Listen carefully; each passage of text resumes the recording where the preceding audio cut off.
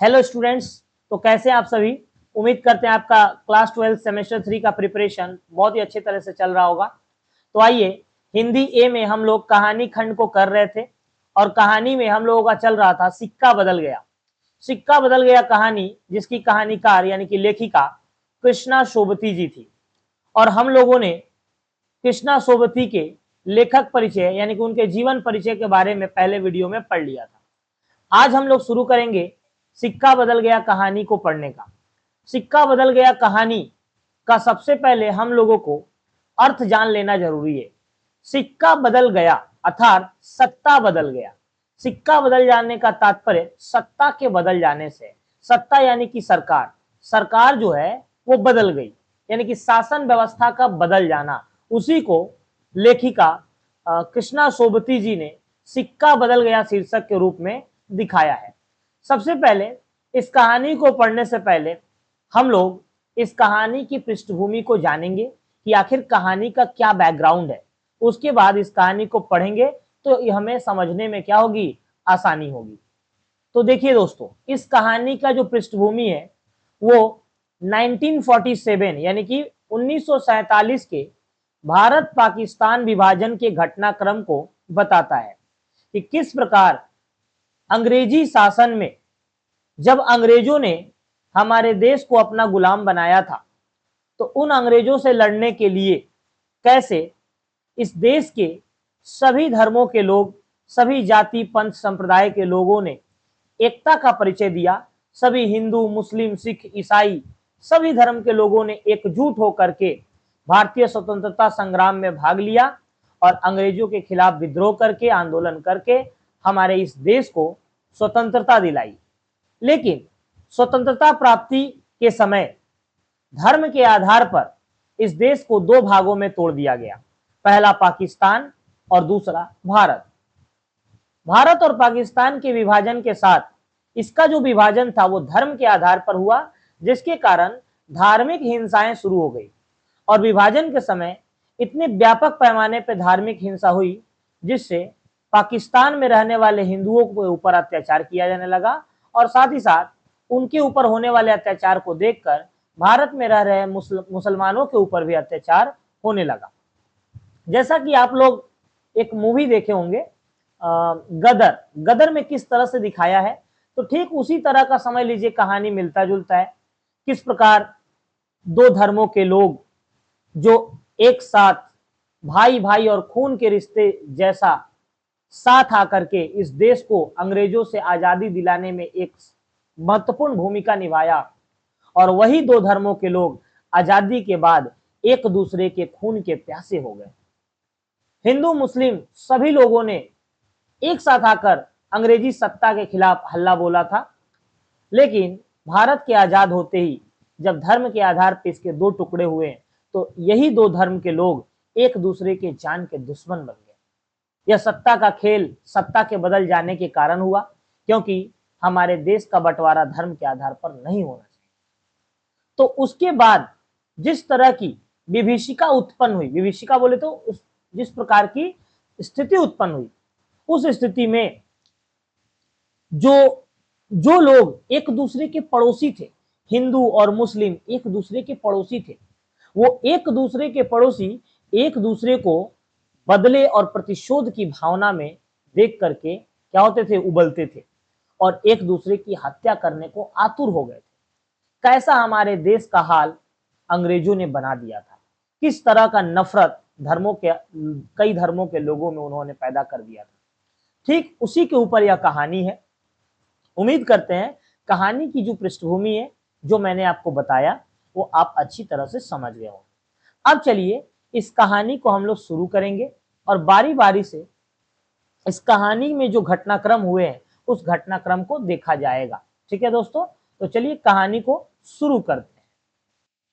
देखिए लिखा हुआ है, खद्दर की चादर ओढ़े हाथ में माला लिए साहनी जब दरिया के किनारे पहुंची तो पौ फट रही थी। खद्दर यानी कि खादी की, खद्दर की चादर ओढ़े यानी कि खद्दर का चादर ओढ़ करके, हाथ में माला लिए, हाथ में माला लिए हुए साहनी, साहनी कौन है, इस कहानी की प्रमुख पात्र है। प्रमुख मेन कैरेक्टर कौन है? साहनी। सिक्का बदल गया कहानी की सबसे मेन कैरेक्टर है साहनी। तो खद्दर की चादर ओढ़े, हाथ में माला लिए, साहनी जब दरिया के किनारे पहुंची तो पौ फट रही थी। पौ अर्थात अंधेरा छटना, अंधेरा छट रहा था। अंधेरा जो है, अंधेरा छट रहा था यानी कि भोर हो रही थी। दूर दूर आसमान के पर्दे पर लालिमा फैलती जा रही थी। और जैसे जैसे अंधेरा छटता है, सुबह होती है, आप आसमान में देखेंगे लाल कलर का लालिमा जो है सूर्य का फैलता जा रहा था।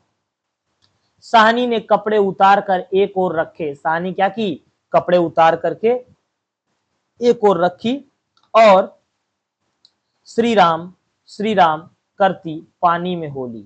और साहनी ने क्या किया? श्री राम नाम लेकर के, मैंने भगवान श्री राम का नाम लेकर के पानी में होली यानी कि पानी में उतर गई।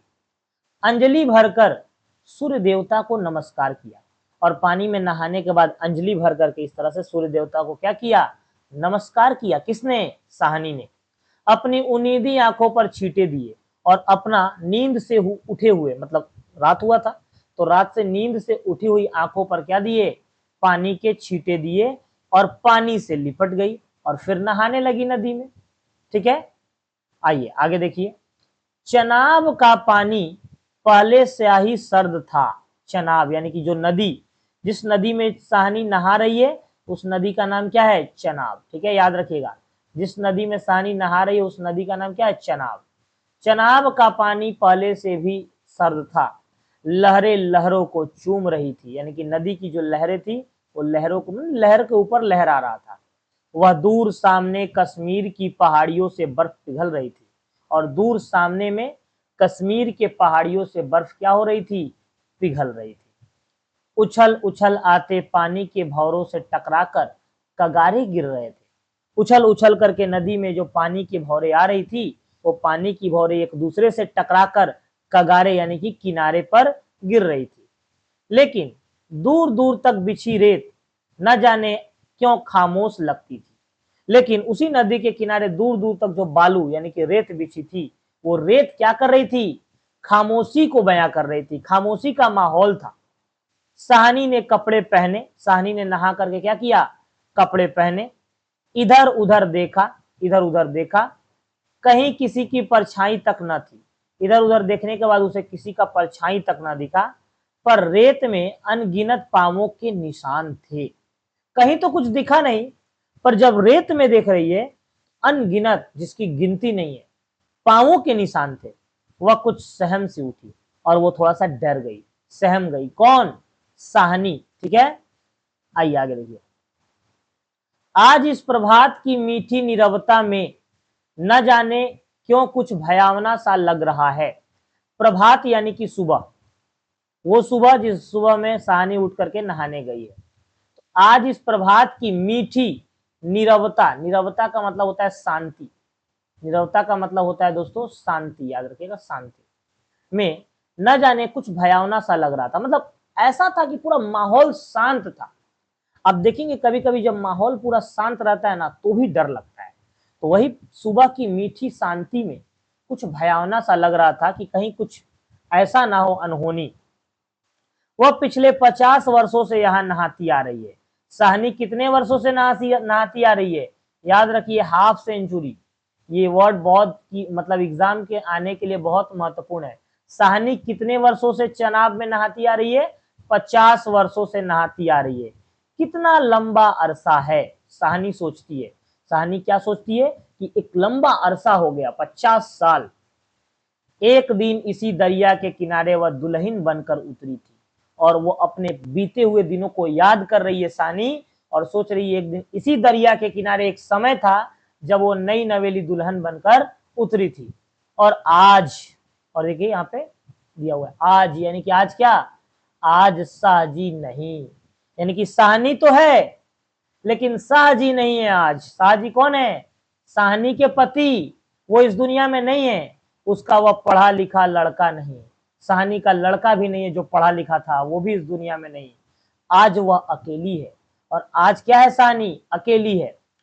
साहजी एक लंबी चौड़ी हवेली में अकेली है। साहजी की यानी कि साहनी जो है शाह जी की एक लंबी चौड़ी हवेली में अकेली है।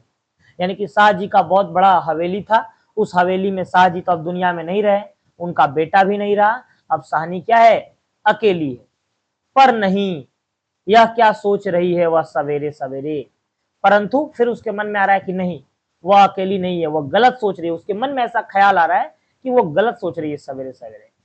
अभी भी दुनियादारी से मन नहीं फिरा उसका, और अभी भी साहनी का मन दुनियादारी से नहीं फिरा। यानी कि साहनी एक समाज सेविका थी, समाज के लोगों के दुख दर्द को समझती थी, दुनिया का ज्यादा परवाह करती थी, अपना परवाह नहीं करती थी। इसी को ना दुनियादारी बोलते हैं। दुनियादारी का मतलब क्या, जो लोग दुनिया की ज्यादा परवाह करते, अपना परवाह नहीं करते। तो दुनियादारी से किसका मन नहीं फिरा था, साहनी। यानी कि साहनी जो है दुनिया का परवाह ज्यादा करती थी, अपनी नहीं। साहनी ने लंबी सांस ली और श्री राम करती बाजरे के खेतों से होती घर की राह ली। और श्री राम राम का नाम लेते लेते साहनी जो है बाजरे के खेत से, किस खेत से, याद रखिएगा, बाजरे के खेत से होते हुए अपना घर का रास्ता चुन ली। कहीं कहीं लिपे पुते आंगनों से धुआं उठ रहा था, और जब जा रही थी तो कहीं कहीं लिपा पुता आंगन था, वहां से क्या उठ रहा था, धुआं उठ रहा था। टन टन बैलों की घंटियां बज उठती है, और बैलों की घंटियां टन टन क्या होती है, बज उठती है। फिर भी फिर भी कुछ बंधा बंधा सा लग रहा है, लेकिन फिर भी कुछ अजीब सा, अनकंफर्टेबल, कुछ अजीब सा लग रहा है। किसको, साहनी को। जमी वाला कुआं भी आज नहीं चल रहा है। याद रखिए ये लाइन, ये वर्ड याद रखिए। कुआं कौन वाला है, जमी वाला। एग्जाम में पूछेगा कि कौन सा कुआं था, जमी वाला कुआं आज नहीं चल रहा है। ये साहनी की ही असामियां है।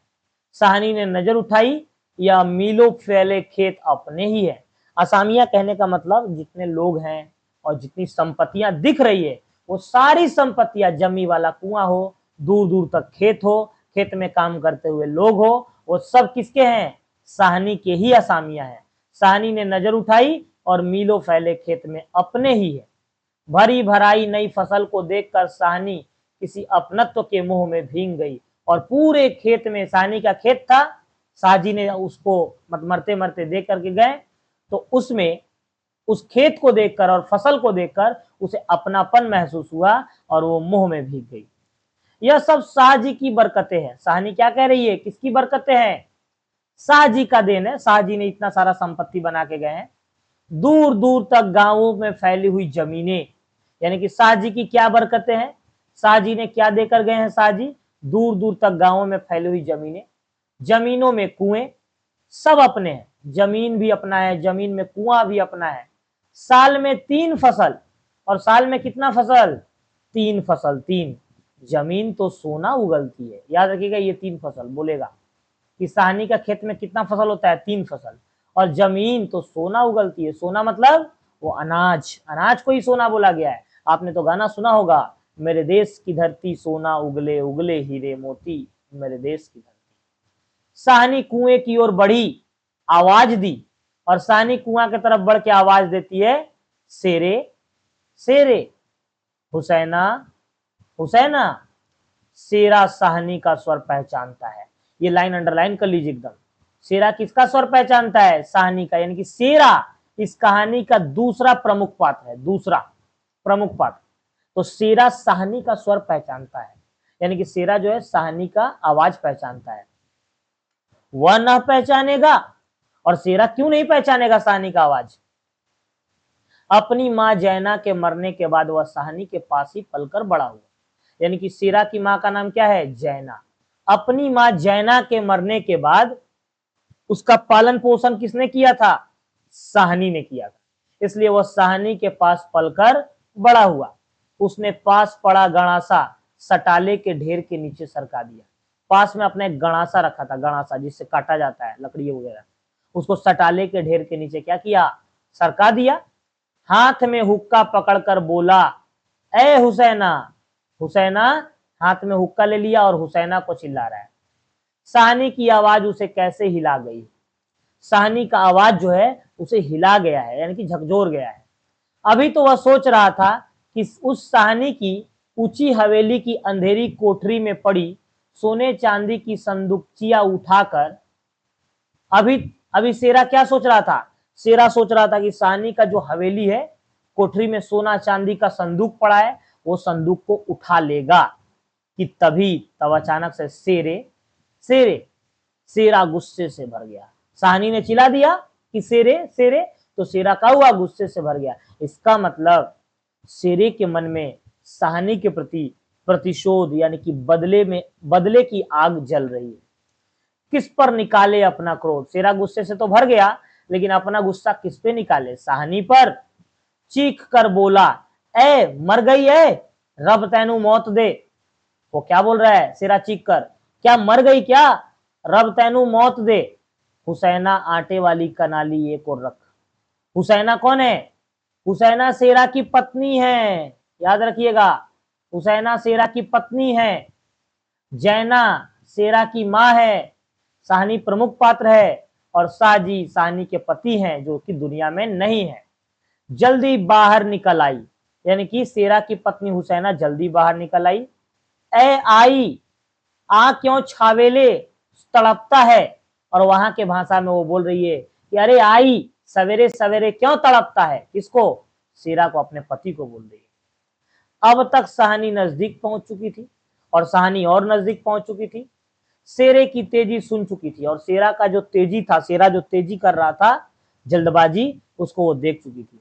प्यार से बोली, हुसैना यह वक्त लड़ने का है, वह पागल है, तू ही जिगरा कर लिया कर। क्या बोल रही है साहनी हुसैना से? कि यह वक्त लड़ने का नहीं है, तुम पति पत्नी लड़ रहे हो, वो तो पागल है, तू ही जिगरा कर लिया कर, यानी कि तू ही क्या कर लिया कर, बर्दाश्त कर लिया कर थोड़ा। जिगरा, हुसैना ने मान भरे स्वर में कहा, यानी कि हुसैना क्या कहती है? जिगरा, बर्दाश्त कर लो। हुसैना ने मान भरे स्वर में यानी कि रिस्पेक्टफुली कहा। साहनी, लड़का आखिर लड़का ही है, यानी कि लड़का जो है वो लड़का ही है। कभी शेरे से भी पूछा है कि मुंह अंधेरे ही क्यों गालियां बरसाई है इसने? साहनी कह रही है कि हुसैना, लड़का तो लड़का ही है, क्या कभी तुमने शेरे से पूछा है कि क्यों तुम पे ये अंधाधुंध मुंह अंधेरे गालियां बरसाता है? साहनी ने लाड़ से हुसैना की पीठ पर हाथ फेरा और साहनी ने, यानी कि साहनी ने हुसैना की पीठ पर हाथ फेरा और हंसकर बोली, पगली मुझे तो लड़के से बहू प्यारी है। और क्या बोली ये शेरा की पत्नी हुसैना से? साहनी, पगली मुझे तो लड़के से ज्यादा कौन प्यारी है? बहू प्यारी है। शेरे, फिर बोल रही है साहनी, शेरे, हाँ साहनी। कौन बोला? शेरा। मालूम होता है रात को कुल्लूवाल के लोग यहाँ आए हैं। यहाँ क्या बोल रही है साहनी? मालूम होता है कि रात को कुल्लूवाल के लोग आए हैं यहाँ। साहनी ने गंभीर स्वर में कहा, बड़ा सीरियस आवाज में कहा। शेरे ने जरा रुक कर घबरा कर कहा, नहीं साहनी। शेरा रुक कर और घबरा कर क्या बोला? नहीं साहनी। शेरे के उत्तर को अनसुनी कर साहनी जरा चिंतित स्वर से बोली और शेरे के उत्तर को अनसुना करके साहनी ने थोड़ा चिंता भरे स्वर में बोला, जो कुछ भी हो रहा है अच्छा नहीं। यानी कि साहनी को इस बात का आभास हो गया था कि शेरा जो है साहनी से बदला लेना चाहता है, हो सके उसका हत्या भी करना चाहता हो। शेरा साहनी का हत्या करना चाहता है। शेरा यहाँ मुस्लिम है और साहनी हिंदू है, और देखिएगा ये वही आजादी वाला माहौल है। जो कुछ भी हो रहा है अच्छा नहीं। साहनी ने क्या बोल दिया? जो कुछ भी हो रहा है शेरा, अच्छा नहीं हो रहा है। शेरे, आज शाह जी होते तो शायद कुछ बीच बचाव करते। और क्या बोली कि आज अगर शाह जी होते ना तो कुछ बीच बचाव करते, यानी कि मेरा बचाव करते। पर साहनी कहते कहते रुक गई। फिर उसके बाद साहनी ने कुछ नहीं कहा। आज क्या हो रहा है? आज क्या हो रहा है? साहनी को लगा जैसे जी भर आ रहा। साहनी बहुत ही मतलब इमोशनल होकर के बोल रही है, आज क्या हो रहा है? शाह जी नहीं है तो आज ऐसा हो रहा है। शाह जी को बिछड़े कई साल बीत गए। साहनी कह रही है कि शाह जी को बिछड़े कई साल बीत गए, पर आज कुछ पिघल रहा है, शायद पिछली स्मृतियां। लेकिन आज कुछ पिघल रहा है, पिघल रहा है नहीं, याद आ रहा है। क्या? पिछली यादें। आंसुओं को रोकने के प्रयत्न में उसने हुसैना की ओर देखा और हल्के से हंस पड़ी।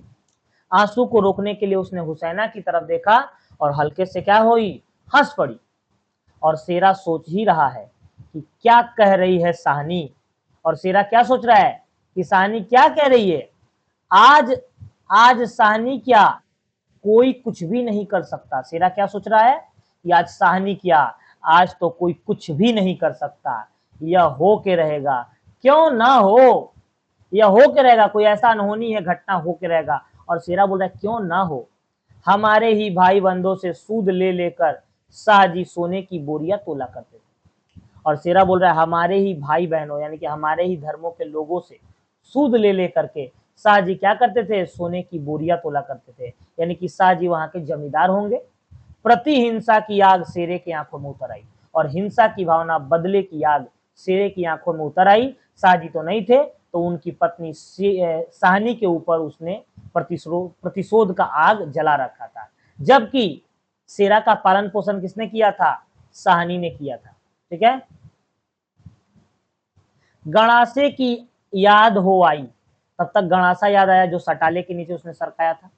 साहनी की ओर देखा नहीं, नहीं, शेरा इन पिछले दिनों में 30-40 कत्ल कर चुका है, पर वह ऐसा नीच नहीं, सामने बैठी साहनी नहीं, साहनी के हाथ उसकी आंखों में तैर गए। 30-40 लोग का कत्ल कर चुका है कौन, शेरा, लेकिन वह इतना भी नीच नहीं है कि वो साहनी का कत्ल करे, जबकि करना तो चाहता है। साहनी के हाथ उसकी आंखों में तैर गए, और जब सोच रहा था कि साहनी का वो क्या कर दे, कत्ल कर दे, तो साहनी का जो याद है उसकी आंखों में, साहनी का हाथ, साहनी ने जो उसे बचपन में खिलाया पिलाया है, वो सब याद आने लगा। वह सर्दियों की रातें, वह सर्दियों की रातें कभी कभी साहनी की डांट खा के वह हवेली में पड़ा रहता था, यानी कि ठंडे के मौसम में वो साहनी से डांट खा के हवेली में पड़ा रहता था। ठीक है, यहाँ पे ना साहनी नहीं होगा, यहाँ पर शाहजी होगा। ठीक है, शाहजी, शाहजी की डांट खा के, ठीक है, साहनी नहीं होगा, शाहजी होगा। कभी कभी शाहजी की डांट खा के हवेली में पड़ा रहता था, फिर लालटेन की रोशनी में वह देखता है, फिर लालटेन की रोशनी में क्या देखता है कि साहनी के ममता भरे हाथ दूध का कटोरा थामे हुए, शेरे, शेरे उठ पी ले। शेरे ने साहनी की झुर्रिया पड़े मुंह की ओर देखा तो साहनी धीरे से मुस्कुरा रही, यानी कि क्या कह रहा है, सर्दी के मौसम में शाहजी कभी कभी उसे डांट देते थे, क्योंकि शेरा की माँ जैना तो मर गई थी, उसका पालन पोषण कहाँ हुआ, शाहजी की हवेली में साहनी ने किया। तो शाहजी कभी कभी डांट देते थे तो हवेली में पड़ा रहता था। फिर लालटेन की रोशनी में देखता है कि साहनी के ममता भरे हाथ दूध का कटोरा थामे, शेरे उठ पी ले। शेरे ने साहनी की झुर्रियों से पड़े हुए मुंह को देखा, साहनी धीरे मैंने साहनी का उम्र हो चुका था, मतलब उसके जो फेस पे रिंकल्स यानी कि उनका जो चमड़ा है वो थोड़ा सा झुल गया था, इतनी बूढ़ी हो गई थी वो धीरे से मुस्कुरा रही थी। शेरा विचलित हो गया, शेरा घबरा गया, आखिर साहनी ने क्या बिगाड़ा है, शेरा सोच रहा है, आखिर साहनी ने क्या बिगाड़ा है हमारा। शाहजी की बात शाहजी के साथ गई, शाहजी हमारे भाई बंधुओं से सूद लेते थे, तो शाहजी की बात तो शाहजी के साथ चली गई, वह साहनी को जरूर बचाएगा। शेरा ने कसम खा लिया कि वह साहनी को जरूर बचाएगा। लेकिन कल रात वाला मशवरा, लेकिन कल रात का जो मशवरा किया था, यानी कि शेरा जो है वह कैसे मान गया था, मशवरा मान गया था फिरोज की बात, यानी कि फिरोज जो है उकसा रहा था किसको, शेरा को, कि साहनी को क्या करो, मार दो। साहनी यानी कि शाहजी ने लूटपाट किया है, शाहजी तो नहीं है तो साहनी को मार दो, इसने हम लोगों के ऊपर, इसके परिवार ने अत्याचार किया है। और ये सब क्यों हो रहा है, सब अंत में पता चलेगा, सब भारत विभाजन के कारण हो रहा है। सब कुछ ठीक हो जाएगा, सामान बांट लिया जाएगा। फिरोज ने क्या बोला था कि साहनी को मार दो, सब कुछ ठीक हो जाएगा और सामान बांट लिया जाएगा। तो अब शेरा जो है ये कसम खाया कि वह साहनी को जरूर बचाएगा। साहनी चलो तुम्हें घर तक छोड़ाऊं, शेरा क्या कहता है, साहनी चलो तुम्हें घर तक छोड़ाऊं। साहनी उठ खड़ी हुई, किसी गहरी सोच में चलती हुई, साहनी के पीछे मजबूत कदम उठाता शेरा चल रहा है। साहनी खड़ा हो गई और गहरा सोच में चलते चलते मजबूत कदम उठाते हुए पीछे पीछे कौन चल रहा है, शेरा। संकित सा इधर देखता जा रहा था, मतलब आशंका की दृष्टि में, शंका की दृष्टि में इधर देखता जा रहा था। अपने साथियों की बातें उसके कानों में गूंज रही थी, यानी कि फिरोज की बातें और साथियों की बातें उसके कानों में गूंज रही थी, जिन लोगों ने उसको उकसाया था साहनी को मारने के लिए। पर क्या होगा साहनी को मारकर, शेरा सोच रहा था क्या होगा साहनी को मारकर। साहनी साहनी बोल रही है, साहनी सॉरी वो बोल रहा है, शेरा बोल रहा है साहनी, हाँ शेरे, शेरा चाहता है कि सिर पर आने वाली खतरे की बात कुछ तो साहनी को बता दे। लेकिन शेरा क्या चाहता है, शेरा चाहता है कि जो साहनी के जान को खतरा है उसके दोस्तों से, वो खतरा का बात साहनी को बता दे। मगर वह कैसे कहे, लेकिन वो कहे तो कैसे। साहनी साहनी ने सिर ऊंचा किया, आसमान धुएं से भर गया था। साहनी ने सिर ऊंचा किया और आसमान क्या हो गया था, धुएं से भर गया था। शेरे शेरा जानता है यह आग है, शेरा जानता है कि क्या है, आसमान जो धुआं से भर गया वो क्या है, आग है। जबलपुर में आज आग लगनी थी लग गई, जबलपुर में क्या लगनी थी, याद रखिएगा जबलपुर, जबलपुर में आग लगनी थी लग गई। साहनी कुछ ना कह सकी, साहनी कुछ ना कह सकी, उसके नाते रिश्ते सब वही हैं। तो याद रखिएगा साहनी के नाते रिश्ते कहाँ हैं, जबलपुर में, ठीक है। हवेली आ गई, साहनी कहाँ आ गई, हवेली आ गई। साहनी ने शून्य मन से ड्योढ़ी में कदम रखा, और मतलब निराश मन से अपने घर की ड्योढ़ी यानी कि चौखट में कदम रखा, चौखट में, ठीक है। शेरा कब लौट गया कुछ पता नहीं, अब शेरा पीछे से कब गायब हो गया था कुछ पता नहीं। दुर्बल सी देह और अकेली, बिना किसी सहारे के, न जाने कब तक वह पड़ी रही साहनी। दुर्बल दुबला पतला देह, अकेला, बिना किसी सहारा का, वह कब तक पता नहीं चौखट पर पड़ी रही। दोपहर आई और चली गई, और दोपहर भी हुआ और दोपहर भी चला गया। हवेली खुली पड़ी है, हवेली क्या है, खुली पड़ी है। आज साहनी नहीं उठ पा रही, और साहनी इस बात का आभास हो गया है, शेरा और उसके दोस्तों ने मिलकर क्या किया है, उसे मारने का प्लान बनाया है। आज साहनी उसी मतलब चोट से उठ नहीं पा रही है, जैसे उसका अधिकार आज स्वयं उससे छूट रहा है। ऐसा लग रहा है उसका जो अधिकार है ना वो उससे छूट रहा है, और छूट ही रहा है क्योंकि उसके घर को, हवेली को लूटने की बात चल रही है। साहनी के घर की मालकिन, साहनी के घर की मालकिन, लेकिन नहीं, माने यानी कि साहनी घर की मालकिन थी लेकिन नहीं, आज मोह नहीं हट रहा, आज मोह माया नहीं हट रहा है, मानो पत्थर हो गई हो, ऐसा लग रहा है वो पत्थर हो गई है, मूर्त स्टेचू हो गई है। तो उसे झटका लग गया है कि उसने जिसे पाला वही उसे मारने का षड्यंत्र रच रहा है। पड़े पड़े साँझ हो गई, और पड़े पड़े साहनी को क्या हो गया, शाम हो गया, पर उठने की बात फिर भी नहीं सोच पा रही। लेकिन साहनी को इतना झटका लग गया है कि मैंने जिसे बचपन में पाला वही आज मारने को सोच रहा है। यानी कि मैंने आपको कहा ना, देश का विभाजन ऐसे धर्म के आधार पर हुआ कि दो लोग, दो पड़ोसी अलग, हिंदू मुस्लिम, एक दूसरे के खून के प्यासे हो गए, जिन लोगों ने आजादी में एक साथ आकर के आजादी की लड़ाई लड़ी। अचानक रसूली की आवाज सुनकर चौंक उठी, साहनी तो वहीं पड़ी थी, लेकिन अचानक रसूली की आवाज, रसूली भी एक कहानी का कैरेक्टर है, तो रसूली की आवाज सुनकर चौंक उठी। साहनी, साहनी सुनो, ट्रकें आती है लेने। रसूली क्या बोला, साहनी ट्रकें आती है लेने, यानी कि तुमको ट्रक आ रही है लेने के लिए। तो भाई ट्रक क्यों आ रही है, आपने देखा होगा गदर किस तरह से पाकिस्तान से हिंदुओं को मार के भगाया जा रहा था, ट्रेनों में भर के भेज दिया जा रहा था, ठीक उसी तरह से साहनी, साहनी सुनो ट्रकें आती है लेने। अब सवाल है कि साहनी क्या पाकिस्तान में थी, बिल्कुल, साहनी कहाँ थी, पाकिस्तान में, वो पाकिस्तान जो गुजरात से सटा हुआ भाग है, याद रखिएगा गुजरात से, यानी कराची शहर के आसपास चनाब नदी वहां पे था, ठीक है। एक चनाब कश्मीर में है, एक चनाब यहाँ, ठीक है। तो वही चीज को बोला जा रहा है, साहनी पाकिस्तान में रहती थी, क्योंकि देखिए ना अधिकतर मुस्लिम कैरेक्टर है, तो साहनी पाकिस्तान में रहती थी, लेकिन देश का बंटवारा हो गया, सत्ता बदल गया, सरकार बदल गई, अब यहाँ के लोग हिंदुओं को मार के भगा रहे हैं, उसमें साहनी भी उसका शिकार बन रही है। तो दोस्तों इस वीडियो में यहीं तक रहने देते हैं, अगले पार्ट में इस कहानी को हम खत्म कर देंगे, ठीक है। तो मिलेंगे अगले वीडियो में कहानी के लास्ट पार्ट के साथ। अगर वीडियो अच्छा लगा तो प्लीज लाइक कीजिए, चैनल को सब्सक्राइब कीजिए और कमेंट जरूर करिए दोस्तों, कमेंट, ठीक है। मिलेंगे अगले वीडियो में, टाटा बाय बाय।